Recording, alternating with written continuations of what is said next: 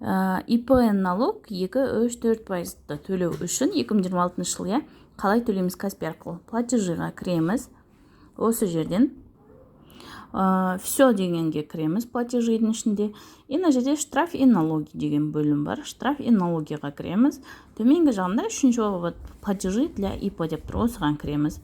Сосын ең астыңғы жағында міне налоги для ИП деп тұр. Осыны басамыз.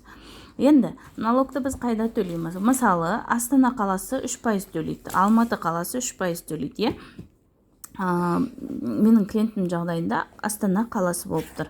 Одан кейін, мына жерде выберите тип платежа деген жерден таңдайсыз. Бізде КБК ИПН налог не облагаемый деген, астында КБК 101-202 деп міне көрсетіліп тұр.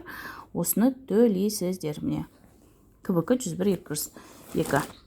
УГД Астана қаласы қай районда шығып тұр, қай районда ИП орналасқан? Біздің жағдайымызда Нұрада орналасқан, сондықтан мен Нұраны таңдаймын.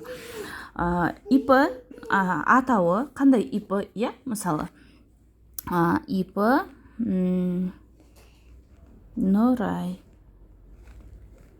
Сосын, мына жерге иінін жазамыз, иін бейінін жазамыз ИП-ның, ал астыңғы жағында сумасын жазамыз. Мысалы, біздің жағдайым, мен жай ғана мына жерге толыққанда не жаза салайын.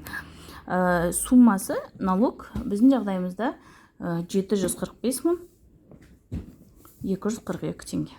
Мысалы, и к оплате деймізді ары қарай төлейміз. Осылай налогты төлейсіздер. Мына жақтан қаласынан, налогтың КБК-сынан шатаспаңыздар, райондарыңыздан шатаспаңыздар, ИП-ның атауы, сумма және к оплате деймізде төлейміз.